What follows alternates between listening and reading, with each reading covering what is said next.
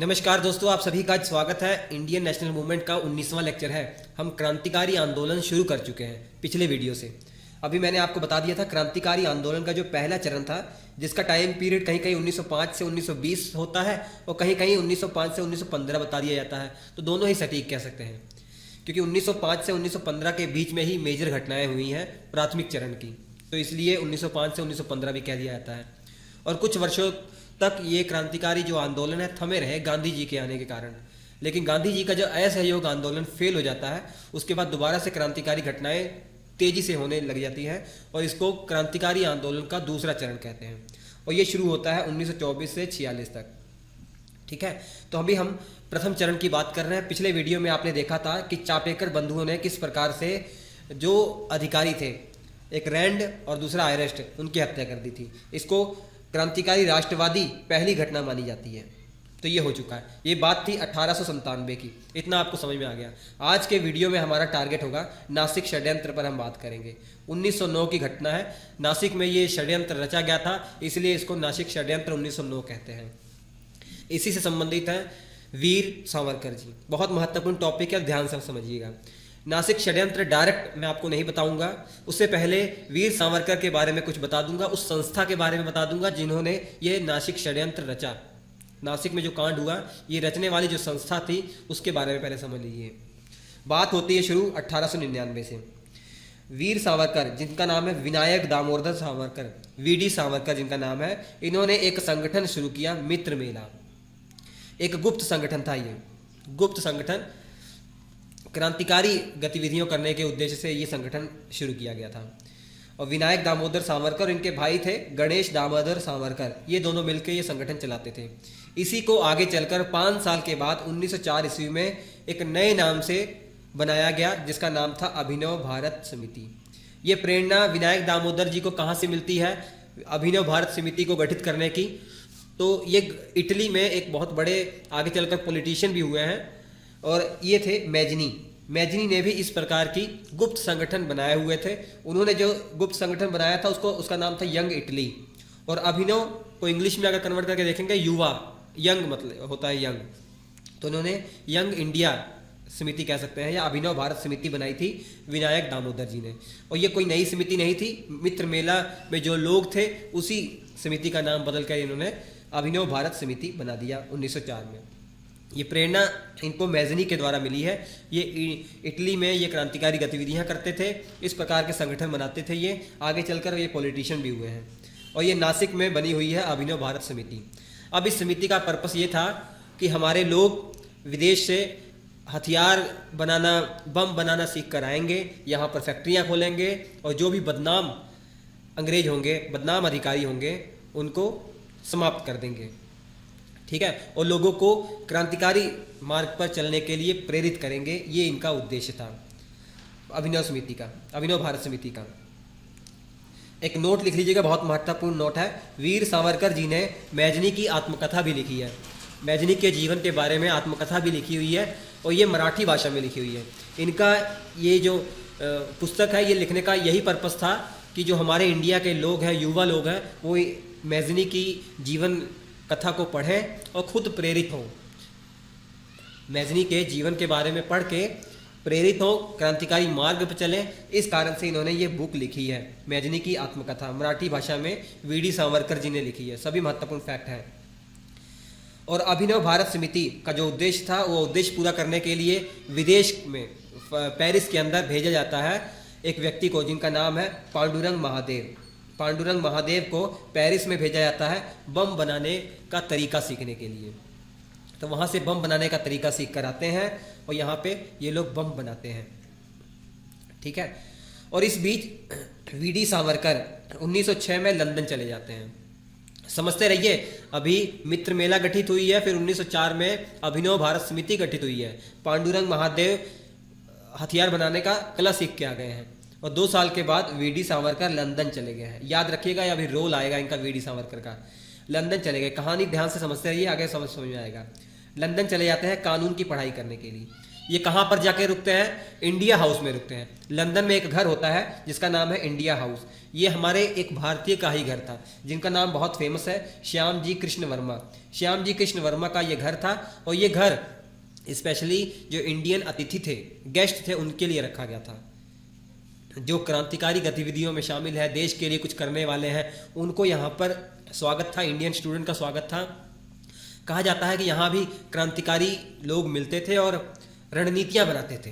तो यहीं पर वीडी सावरकर जी की मुलाकात होती है लाला हरदयाल जी से, श्याम जी कृष्ण वर्मा। लाला हरदयाल बहुत इंपॉर्टेंट है, आगे मैं इनके बारे में भी बताऊंगा। अभी तो लंदन में ही है लेकिन बाद में अमेरिका भी जाएंगे ये, जब देश निकाला इनको दिया जाएगा। तो अजीत सिंह और मदन लाल धिंगरा से इनकी मुलाकात होती है। मदन लाल धिंगरा का भी नाम आगे आएगा जब विदेशों में क्रांतिकारी मूवमेंट हुए थे, वो मैं पढ़ाऊंगा तब। अभी मैं बताता हूँ हिंट के लिए, जो मदन लाल धिंगरा है ना, इन्होंने कर्जन वायली की हत्या कर दी थी। ये कर्जन वायली बहुत इंपॉर्टेंट शख्स था, जो हमारे भारत सचिव होते थे, कैबिनेट मिनिस्टर ब्रिटेन की पार्लियामेंट में, उनका बॉडीगार्ड कहते हैं ये था, ठीक है। और ये जासूसी कर रहा था। किसकी जासूसी कर रहा था? इंडिया हाउस में जासूसी कर रहा था, जासूसी करवा रहा था। अपने स्टूडेंट को वहाँ भेजकर जासूसी करवा रहा था कि वहाँ क्या चल रहा है। इस कारण से कर्जन वायली की हत्या कर दी जाती है मदन लाल धिंगरा के द्वारा। इस कारण से 1909 में मदन लाल धिंगरा को फांसी हो जाती है। ये एक्स्ट्रा बात थी, ये दोबारा रिपीट आपके सामने होगी जब विदेश में क्रांतिकारी आंदोलन पढ़ेंगे। फिलहाल हमें आगे चलना है। हमें आपको क्या पता है, वीडी सावरकर की मुलाकात होती है हरदयाल जी से, श्याम जी कृष्ण वर्मा जिनका घर ही था, अजीत सिंह, मदन लाल धिंगरा, ये सबसे मुलाकात होती है, ठीक है। इसी हाउस में रहकर उन्होंने अपनी कानून की पढ़ाई कर रहे थे और यहीं पर उन्होंने एक पुस्तक लिखी है, बहुत फेमस पुस्तक है, भारत का स्वतंत्रता समर 1857 बुक लिखी है। इस किताब में उन्होंने बताया कि जो 1857 की क्रांति थी ना, वो हमारा पहला स्वतंत्रता संग्राम था। तो पहली बार किसी बुक में 1857 की क्रांति को स्वतंत्रता संग्राम घोषित किया गया है, तो यही पुस्तक है। इस पुस्तक को पता है जब इन्होंने लिखी तो लंदन में भी इसको पब्लिश करने से मना कर दिया, इंडिया में भी नहीं छपी, तो बाद में इनको हॉलैंड में छपवानी पड़ी, बैन हो गई थी। लिखने से पहले, पब्लिश होने से पहले ही बैन हो गई, ठीक है। इतनी खतरनाक ये पुस्तक थी। तो यहाँ पे लंदन में अभी है, लंदन में, ठीक है। वीर सावरकर जी लंदन में है। अब दोबारा इंडिया में वापस जाइए। इंडिया में क्या हो रहा था? इंडिया में इनकी जगह पर अभिनव समिति कौन चला रहा होगा? इनके भाई गणेश जी, इनके भाई जो है वो चला रहे हैं। अब इनके भाई का जो अभिनव समिति था और कई सदस्य थे, उन्होंने एक कांड कर दिया, नासिक के अंदर कांड कर दिया। इसे कहा जाता है नासिक षड्यंत्र 1909। ये कांड क्या था? एक अभिनव भारत समिति के सदस्य थे अनंत लक्ष्मण कन्हेरे, कहीं कहीं करकरे भी लिखा होगा आपको, लेकिन एग्जैक्ट नाम अनंत लक्ष्मण कन्हेरे है। इन्होंने एक जज की हत्या कर दी। उस जज का नाम था मिस्टर जैक्सन। एक मजिस्ट्रेट की हत्या कर दी, मजिस्ट्रेट जैक्सन या मिस्टर जैक्सन की हत्या कर दी। जब ये हत्या हो गई, उसके बाद अंग्रेजों ने भी अपना इसका जो है प्रतिक्रिया देनी थी, तो अंग्रेजों ने 37 लोगों को गिरफ्तार कर लिया। ये सभी के सभी 37 लोग अभिनव भारत समिति से जुड़े हुए थे। जबकि वीडी सावरकर उस समय लंदन में है, उनको भी गिरफ्तार कर लिया। इन 37 लोगों में वीडी सावरकर भी शामिल थे। वीडी सावरकर वो लंदन में है, लंदन से उनको गिरफ्तार करके इंडिया लेके आ रहे थे, ठीक है। अब इन 37 लोगों में 3 लोगों को तो फांसी हो गई। सबसे पहले अनंत लक्ष्मण कन्हेरे जिन्होंने ये कांड किया था, उनको फांसी हो गई। और दूसरे नंबर पर गोपाल जी या गोपाल करवे इनका नाम है, और इसके अलावा विनायक नारायण देश पांडे जी, इन तीनों को फांसी हो जाती है। अब वीर सावरकर को भी पकड़ कर लाया है ना, तो वीर सावरकर को कहा जाता है कि इनके ऊपर गलत आरोप लगाकर इनके ऊपर यह आरोप लगा दिया कि आप इंडिया हाउस से हथियार सप्लाई कर रहे हैं, आप हथियार सप्लाई कर रहे हैं और सारा जो रणनीति है वो आप ही की है। तो ये सब इल्ज़ाम लगाकर इन पर भी आजीवन कारावास इनको डाल दिया जाता है, इनको आजीवन कारावास हो जाता है। काले पानी की सज़ा हो जाती है 1910 में। कहाँ पे? अंडमान निकोबार द्वीप समूह में एक जेल है, सेलुलर जेल, जिसका नाम है सेलुलर जेल। ये देख लीजिए जेल तस्वीर में। इस जेल में इनको सज़ा हो जाती है, ठीक है। तो 2 बार इनको आजीवन कारावास हुई थी 25-25 वर्ष के लिए। तो इन्होंने क्या किया, जब जेल में थे बार बार पत्र के माध्यम से क्षमा याचना मांग रहे थे, अंग्रेज नहीं सुन रहे थे। लेकिन ऐसा माना जाता है कि लाला लाजपत राय और बाल गंगाधर तिलक इनकी मदद से इनको जो है छोड़ दिया था 1921 में। हालांकि बाल गंगाधर तिलक की मृत्यु 1920 में ही हो गई है, लेकिन उनका भी योगदान माना जाता है कि सरकार से इन्होंने भी पैरवी की थी।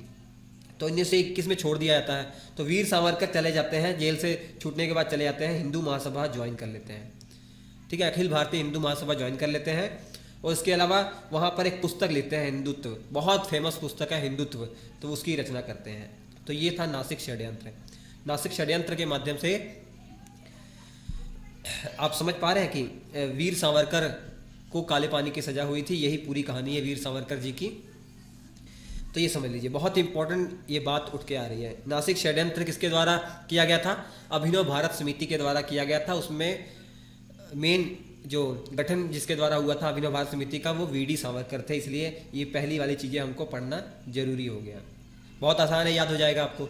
मित्र मेला है भैया, अभिनव भारत समिति है। मित्र मेला 1899 में, अभिनव भारत समिति 1904 में वीर सावरकर के द्वारा गठित हो रही है। और जो आपके पांडुरंग थे, ये सीख कर आते हैं बम बनाने का तरीका। उसके बाद 1906 में लंदन में पढ़ाई करने चले जाते हैं वीर सावरकर, और यहाँ पर घटना हो जाती है 1909 में। और घटना हो जाती है, अनंत लक्ष्मण कनेरे एक जज को मार देते हैं, मिस्टर जैक्सन को। ये ऐसा इसलिए मारा जाता है, ऐसा बताया जाता है कि मिस्टर जैक्सन के कोर्ट में गणेश जी का केस चल रहा था। विनायक दामोदर सावरकर के भाई गणेश जी का केस चल रहा था।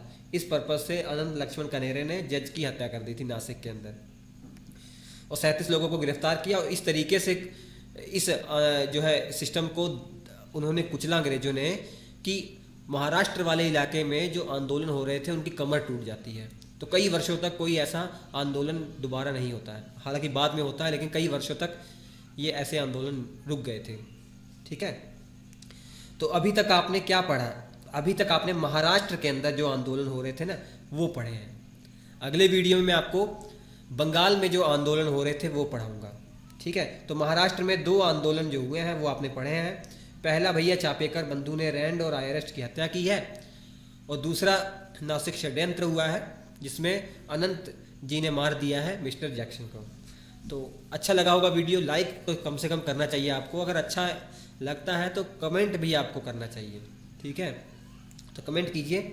हम आपसे मिलते हैं अगले एपिसोड में। बहुत आसान मैं आपके लिए कर दूंगा, मैंने वादा किया था आपको, मैं पूरा कोर्स पढ़ाऊंगा। ये मत सोचिएगा कि फ्री में आपको कंटेंट मिल रहा है तो क्वालिटी से कोई कॉम्प्रोमाइज़ कर रहे हैं हम। नहीं, क्वालिटी से कोई कॉम्प्रोमाइज़ नहीं कर रहे हैं। आप कोई भी एग्ज़ाम में आया हुआ प्रश्न जो पढ़ चुके हैं करके देखिए, तुरंत आंसर जवाब दे पाएंगे। ये क्रांतिकारी आंदोलन समाप्त हो जाए, उसके बाद मैं आपका टेस्ट भी लूँगा, लाइव क्लासेस लूँगा। इंपॉर्टेंट जो प्रश्न एग्ज़ाम में पूछे गए हैं वो आपके सामने लाऊँगा। ठीक, तो मैं आपसे मिलता हूँ अगले एपिसोड में। तब तक के लिए नमस्कार।